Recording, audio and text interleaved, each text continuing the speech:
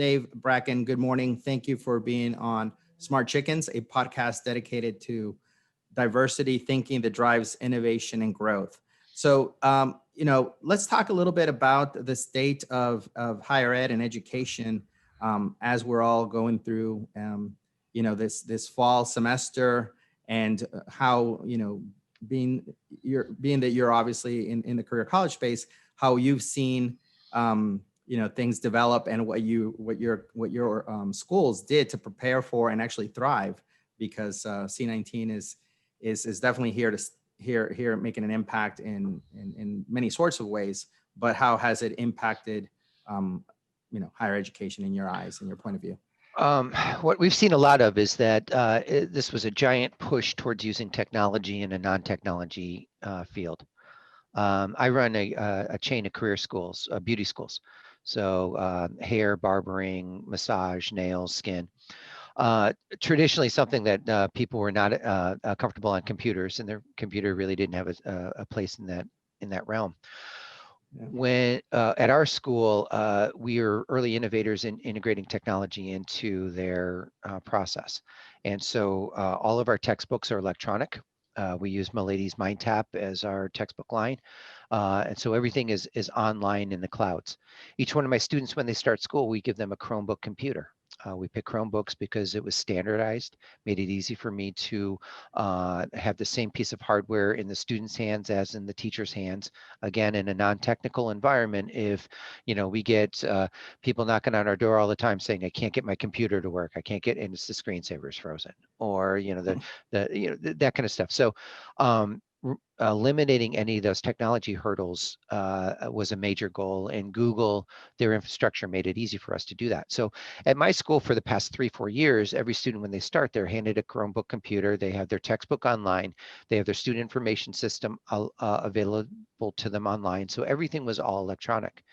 On March 19th, March 20th, the state of Florida closed education facilities. And so our education space traditionally has frowned on distance education. It was never anything that we were looking at. It's very hard to teach someone how to cut hair in a distance education model, or even worse, how to do massage in a distance education model.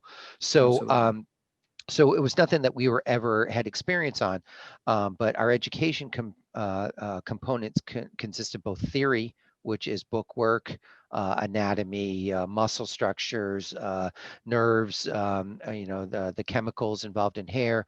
There's an awful lot of book learning that I wasn't expecting when I entered in this field, but there's an awful lot of book learning as well as practical skills. The practical skill is where you're cutting the hair in front of somebody. So when C19 hit on March 20, or when it caused our schools to close on March 20th, we opened up on March 23rd, on that Monday, as distance. So, March 23rd, as distance education. So all of my teachers now were teaching via Zoom meeting or Google Teams. People that were not comfortable sitting in front of a monitor like this or a camera like this were suddenly thrust into this environment. And it wasn't that they didn't know the subject matter, they just didn't know this framework of technology. So over that weekend, we were training our teachers on how to do this. We had sessions. Let me show you how to do it. Let me show you how to do it. Everyone nodded, said, "Yep, sure, got it. No problem, no problem, no problem." And then Sunday we said, "Okay, I want you to teach me." "What?" I said, "Pretend I'm one of your students. Teach me in the class." "Oh, no, we can't. Oh, I can't." Oh, and it caused nightmares and tears. And so what we ended up doing was in this facility like we have here, this is our technology room at our school, we invited our students or our teachers in. We had 4 teachers in here at different stations around, and basically we were standing behind them, being their safety net. And so like the first class was a hair class, a cosmetology class, and that week they were doing chemicals. So there's a lot of chemicals in your color treatments for your hair, and you have to learn acids and bases, and it's pretty Hmm. sophisticated stuff. And some of the things that they do is show how those chemicals are in your day-to-day life. Anything around your house has a lot of the same type of chemicals that you use in your hair. So the teacher said, okay, everyone, I want you to go around your house and let's find 3 items with blah, blah, blah, blah, blah in it. And so everyone's walking around with their Chromebook like this, and you're seeing it shake and you're seeing it going like this. And then someone walks by, and I don't know if I can replicate it. And they see like the garbage can off to the side, say, oh, don't look at that. And I said, wait a minute, stop. And it wasn't the garbage can, it was a big pile of laundry. I said, Right. wait a minute, stop. All right, all right, Betty, what's over there on the floor? And she goes, what? I go, she goes, that's my laundry. Don't look at it. And then I said, okay, who else has laundry? And everyone raised their hands. Okay, let's go see who has the biggest pile of laundry. Oh, look at my sink. My sink is, let me see the dirty dishes. And suddenly it became a show and tell in everybody's Mhm. house of how no one can clean their house well. But they all laughed. Everyone laughed, Right. everyone joked, and it brought the tension down. And so now a technology adverse teacher is now in front of the technology, laughing and being comfortable with it, and suddenly turned around and changed the way the class was ran. Yeah, no, I So, absolutely. I can imagine that obviously virtual is now the new normal, right? And remote learning and remote work. So that for a very hands-on career college institution like yourself, right, with 3 locations, and having your instructors, your faculty, and now your students having to come back in, right? Because they had to come back in, I mhm. presume, Yeah. right? State of Florida restricted the amount of education that could be taught distance wise, and Mhm. in our programs, they're typically 600 or 900 or 1,200 hours, Hours, yeah. which is the equivalent of about a semester, maybe two Right. semesters in a traditional college environment. So imagine finishing your entire training within a year, and with 4 months of that having to be distance, you're really restricted in the amount of theory. There's only so much theory that we could teach. Right. We made a big use of Kahoot, the online gaming tool or quizzing tool, and we would, students love that, and so we would do Kahoots for hours, and it basically everyone that's now back at the school knows their theory. They know their Yeah. book work. They know their subject matter. They may not be as great behind the scissors, but that's kind of what they're here for. So but yeah, when everyone came back in, I think we opened in middle of June. Mhm. Like every other, you walk in and you're cautious, and we had bubbles of students, and they only work together, and then and then we advanced to bringing public in, but it could only be their family or someone within their Mhm. bubble. And then probably a month later, we weren't in a rush to invite the public, but maybe a month, 5 weeks after that, then we opened the door for our public to come in. Right. And going to the point of you're saying the hands-on learning is important and also regulated in terms of the number of hours, the work hours that have to be practical hands-on learning. And I know your background is technology. You Hmm. you you were sort of like a CTO.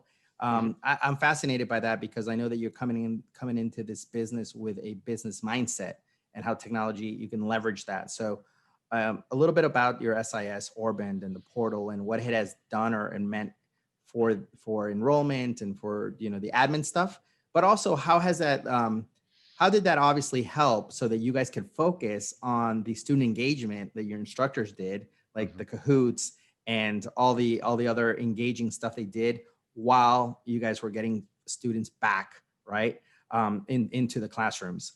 Talk to me a little bit about that, if you will. Um, yeah, my background's in technology. I was in banking software and insurance software for 20 years, 25 years before coming to the school environment. Um, my wife and I owned a day spa in Omaha, and then we moved to Florida for another reason, and then I have a friend that owns the school.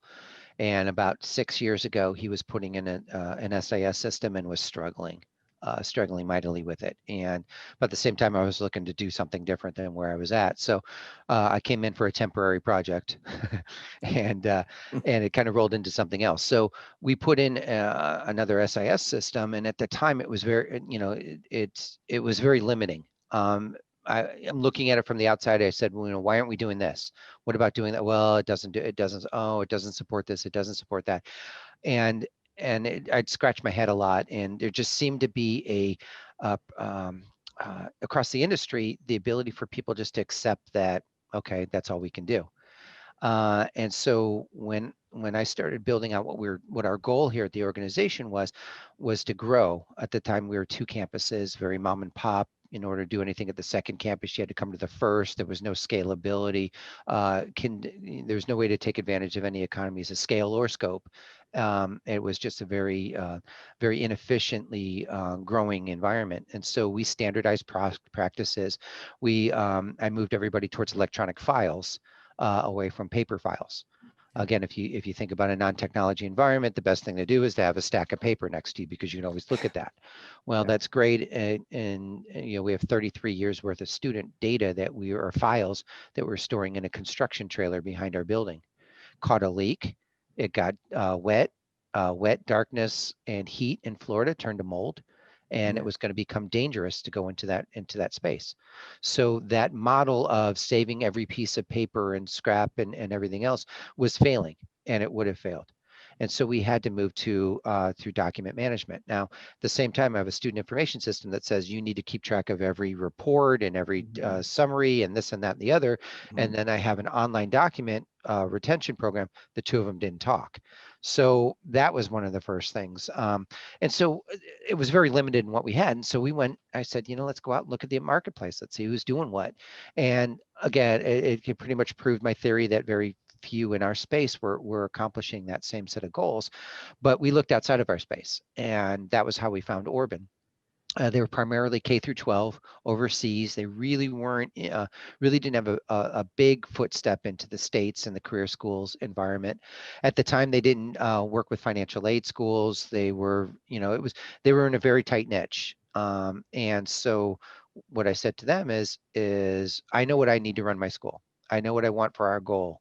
I know what you have here in your environment, and the base is fantastic. It's all built on SQL Server SQL Server database. It's all cloud-based, student portals, teacher portals, everything was the framework was where we wanted to go. It's just some of the pieces that weren't there yet.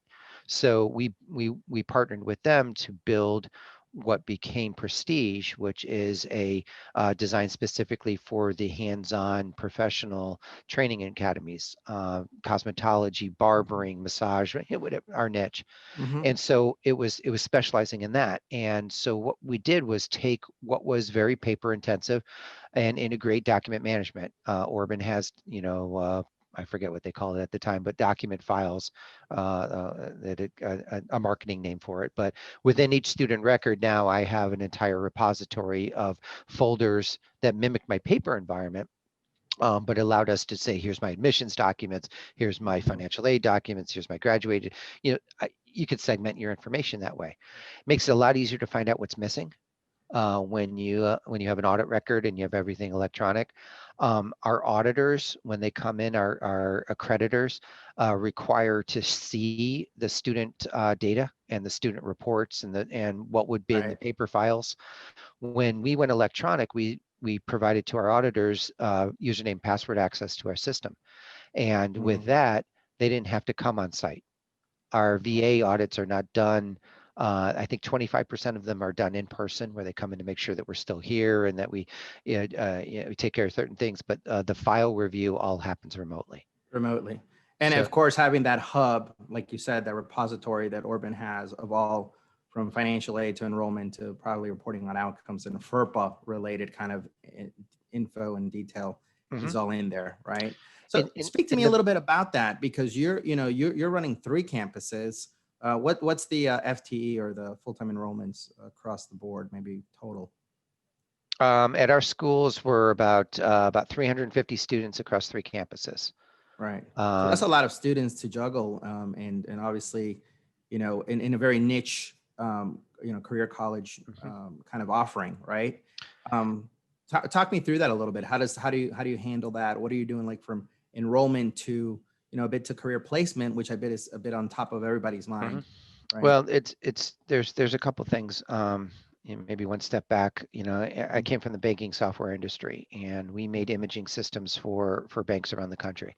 So I was used to having a million images scanned each day, giant big scanning machines and this and that, and having to have it indexed and audited and stored and put into a practice became an art. And so it became, and it also became commonplace.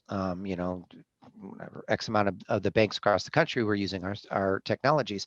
And so when I came to this space and I said, well, why aren't we just scanning this? Oh, well, that just doesn't make sense. So you have to kind of, it was having to teach that, well, that kind of doesn't make sense. Model doesn't answer, doesn't really work, anymore. Mhm. You're asking about admissions. When in the old environment, when a student was interested in school, they had a paper folder that the admissions person would carry around with them. That would be their, put your documents in here, put your notes in here. They scribbled on the outside, start dates, end dates. Just a lot of very manual things that Mhm. if that person spilled a cup of coffee across their desk, you would lose 20 weeks of admissions information. Right. So, putting it into spreadsheets was the first step. People would have spreadsheets. Now you have 20 different types of spreadsheets and things weren't working. You needed to have a system. And Right. so what Orban provided was the framework for, when you have a new student interested in school and they fill out the form on the website, boom, it automatically kicks off an automated message to them, a text to them saying, thank you very much. Up, it's after midnight. You're a night owl. We have night classes. Someone in admissions will be with you in the morning. When you're sending them their information, their enrollment agreements, things that you take for granted when you're in an environment that you can sit across the desk and hand it to them and they can sign it at that place and time. That's great. But now we're not. March 20th, we weren't able to be. So in order to survive, we needed to move towards enrolling students in an environment or in a situation where they weren't sitting across the desk from each other. Yeah, And absolutely. And now that you mentioned that, so some would say that we're in sort of this cocoon, right? In terms of certain things were accelerated, especially leveraging technology, because after February, March, when COVID was really impacting, and at the federal level, it was already announced that, hey, this is what's happening. We're going to have to do some some quarantining, mhm, across the states and all that, uh-huh, all that thing we've heard, right? Now, I would say that pendulum is swinging back to a little bit of more, with the good news, obviously, of the vaccines that are on their way from Pfizer's and all the other pharmaceutical companies, and also the fact that slowly but surely, schools, which are a fabric of the nation and the community, right? I mean, you're supporting three communities where your education and your programs are going to be impacting economically those communities, correct? mhm. And so the question that I'm trying to get to is what are you seeing, now that things are starting to normalize somewhat, right? Um, how are you seeing the leveraging of looking at 2021 career placement, enrollments? A study that the higher education, what do you call it? Higher ed magazine put out the other day, which was interesting, that it speaks a lot to your to career colleges, and I think to your niche market, was saying, most Americans, right, especially in the demographics of people of color, Black Americans, Latinos, are enrolling more and more into these training programs because they want to be able to quickly get that knowledge, get that skill set, and then go right into into the workforce, rather than the traditional 4-year path, which has had some pushback because of tuitions and things being only online or hybrid at best. So what are you seeing there? Are you seeing that is happening in terms of the enrollments and the Yeah, I mean, it's been pretty comparable or pretty consistent. We've always had you can start your career in a year, or variation thereof. You see that across the country. Our longest program across the industry is 2,100 hours, which in comparing it back to a semester is a 2-year semester school. our program. So even our longest one and it's each state dictates the amount of time it takes someone to train. So in state of Florida, it's 1,200 hours, which is right about a year, a little bit more than a year. So there has always been that ability to immediately get out and be trained in a career and up and going. Career schools have always been there. I think what happened was in the 70s, 80s, that push away from career school. You got to go to the 4-year school, and I think that came back to high schools were rated based on the amount of students that went off to college, and that was erroneous. Not everybody needs to be in a 4-year institution. Not every 4-year institution needs everybody. 1 out of 3 students that go to a 4-year institution don't make it past the 2nd year. And I think those are the types of numbers that actually should be analyzed, not the amount of numbers that are coming through career schools.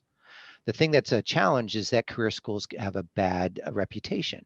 Kamala Harris was the Attorney General of California, and she single-handedly went after Vatterett College with a vengeance, and went after that career school, saying, "Oh, you were spending a lot of money on this when we could send that money to community colleges." The community colleges don't have to report their graduation and their completion rates.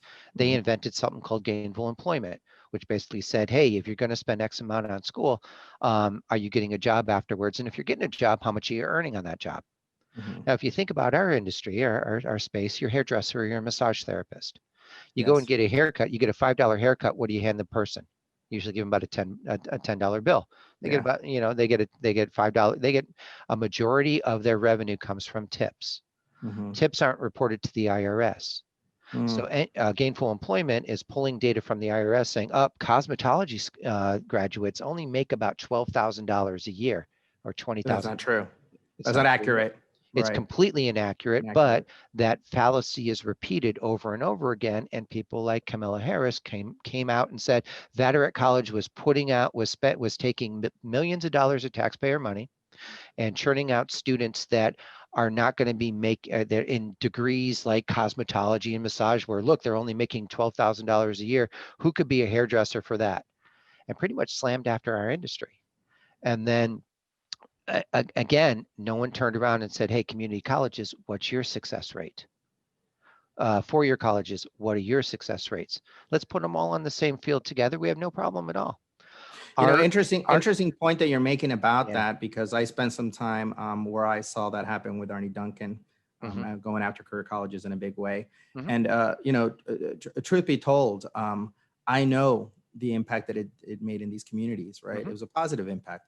Now, are there some, let's say, some rotten apples in an orchard? Some bad players, yeah. There could be some bad players, but that's anywhere, right? But I would agree to your point that right now, so the agree to disagree that might happen across folks that talk about career colleges versus community colleges, is around this a bit, right? About career placement. But I would argue in favor of the career colleges that because they're held to such metrics, right? Because of loan default rates and Title IV monies, which also community colleges do get, but aren't, to your point, held to the same types of metrics and outcomes, then we got to really compare apples to apples instead of apples to oranges. And I agree. And they're not interested in that. It's easier for a politician to come back and say, hey, the local community college, we're going to build a brand new blah, blah, blah, blah, blah. And we're going to compete against big schools because community colleges have a broader base, and it's easier to target after specific industries. But I think students are savvy. I think students that from my experience, those that are trying to come into a career college, they have gone through the community college route and saw the failure there, correct? These are folks that are... Yeah, students are savvy, but the politicians are not. There's an organization, the AACS, which is the American Association of Cosmetology Schools. Every year they do an experience in Washington, D.C., where you meet with your congressmen and go out and talk about and actually bring the metrics, numbers. One of the things that we didn't hit on is career placement. In our school, in our industry, our accreditors require us to have 50% graduation rate. So 50% of our students have to, it's either 50 or 60, have to graduate. 70% have to be licensed. So you have to pass the state board Mhm. license, and at least 80% need to be placed, meaning they need to have a job.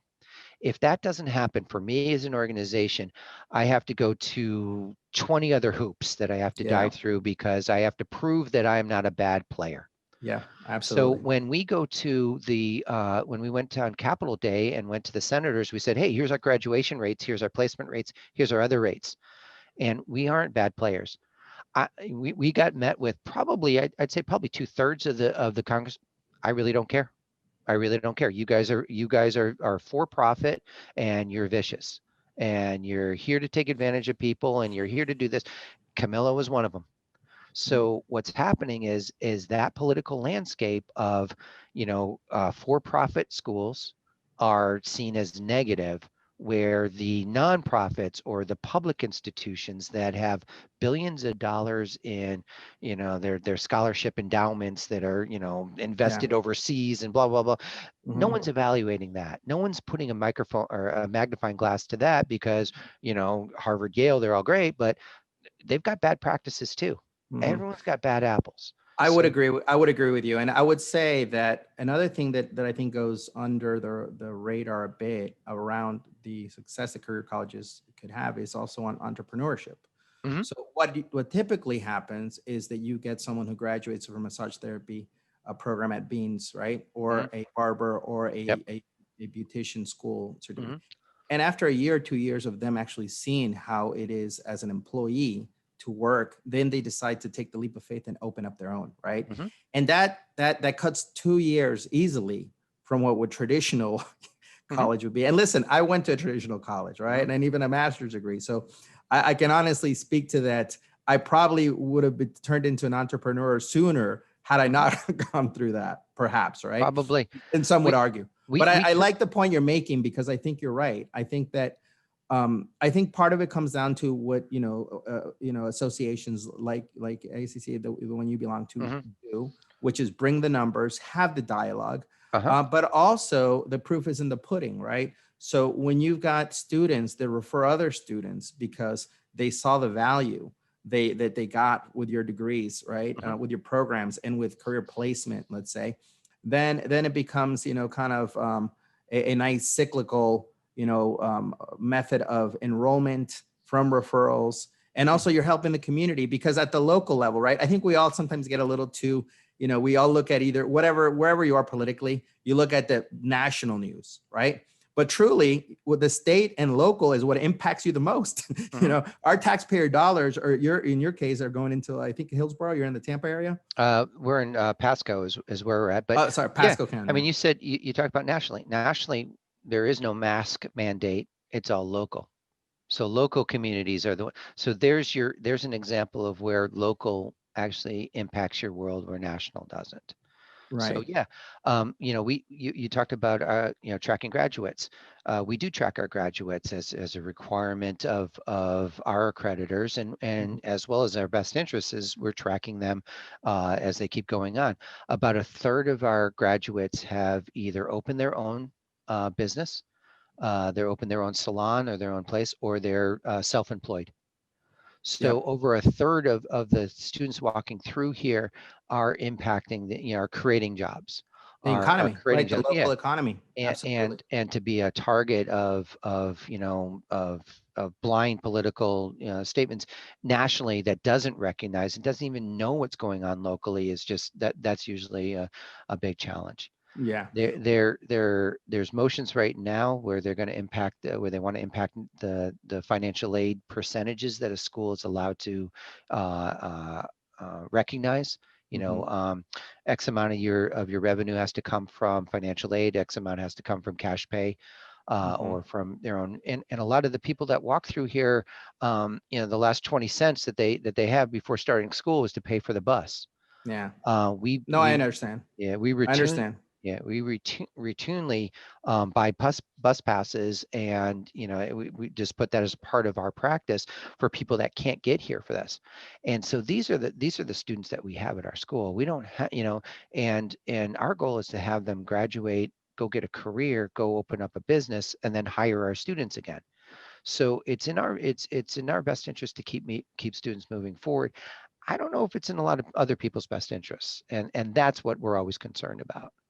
Right. AACS does a nice job on their website. They do there's a new program that they have where we're asking all of our students to put a videotape together, Yeah. and it's a 5 minute of what this career means to them, A and testimonial a of the testimony. And of the reality of what this has meant to be, there's the 500 or 600, livelihood. yeah, there's 500, 600 videos of people saying I was either going to spend the money on drugs or go to school and get my career, or I was faced with no opportunities, or my boyfriend burnt my clothes when they kicked me out of the house, and the only thing I could, just some So many horrific, stories. horrific Yeah. stories.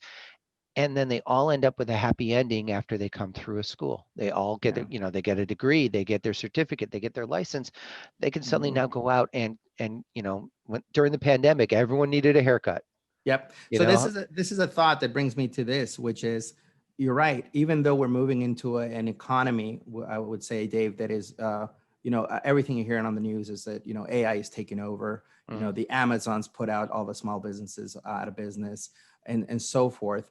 There's still the need for plumbers. There's still Mhm. the need for AC repairmen. There's still Yep. the need to, you want to get a haircut and and not do it yourself, and The and and Floby, mess yeah, the the Floby flow was be at fantastic. Yeah, exactly, and yeah. scare your Mhm. colleagues and neighbors on the next Zoom, because they're like, what happened to you?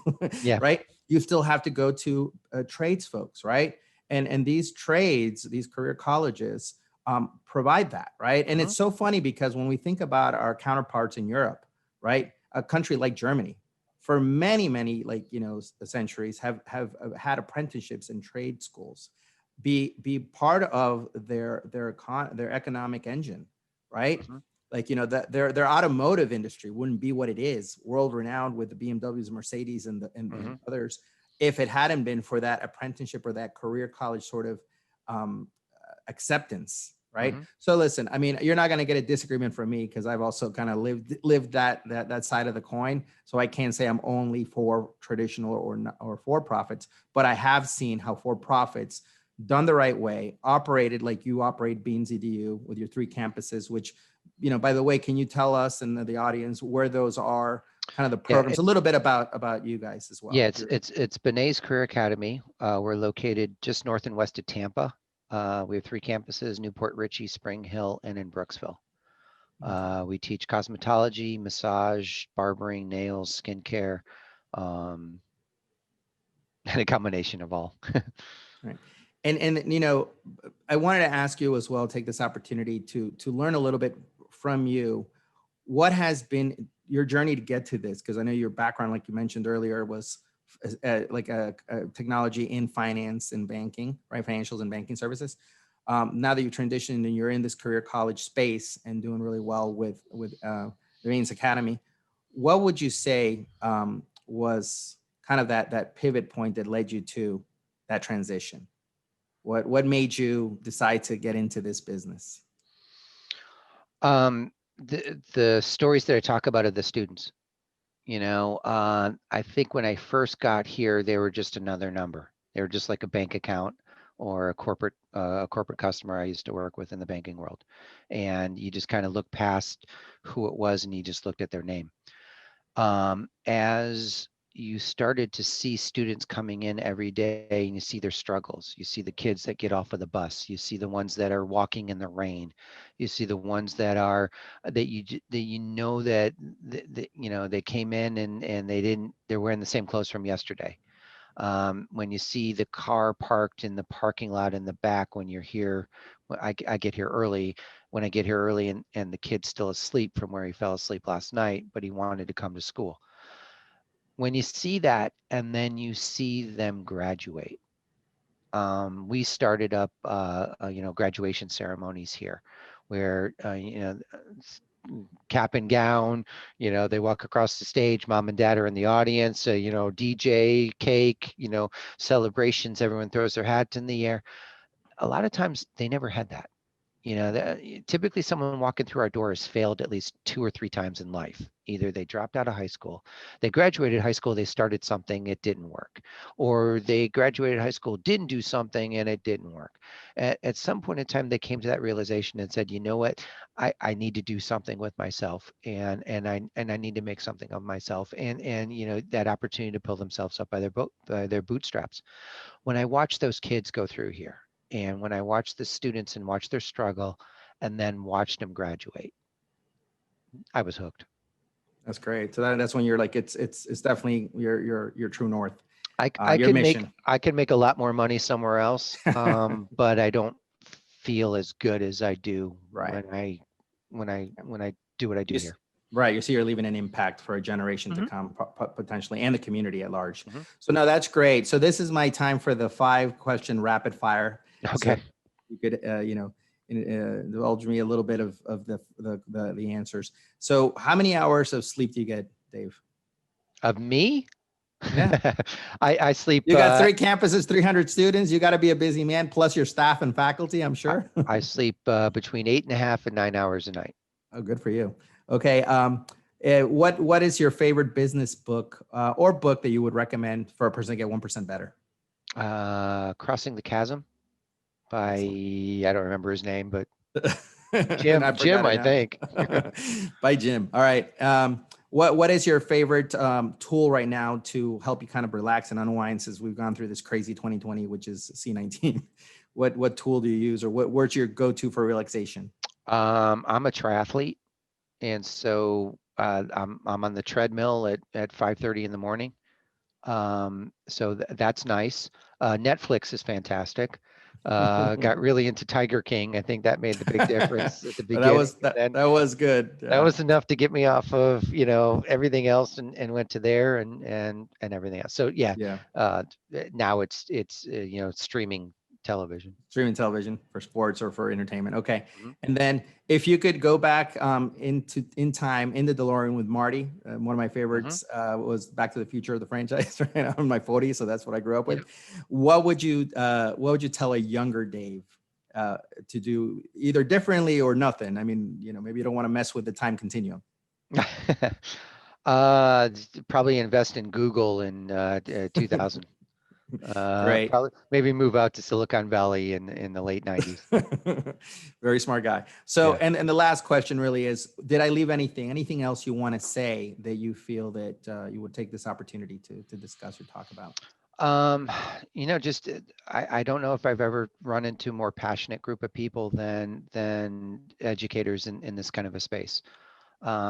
Like I said, everyone knows, every educator here that stands in front of a class knows the touch that they're putting onto each one of their kids' lives. We see it. Heck, that's why, K through 12 instructors have been there forever. Same type of thing. When I went through school, I always went, that's just my teacher. Now you look at them a little differently. You know that what they're trying to do. And it's humbling to see that. It's impressive to see the amount of care that goes in to giving kids a future, and it's also fun to see them succeed. That's great. Great way to add testimony to what your teachers and instructors do for the Hmm. community.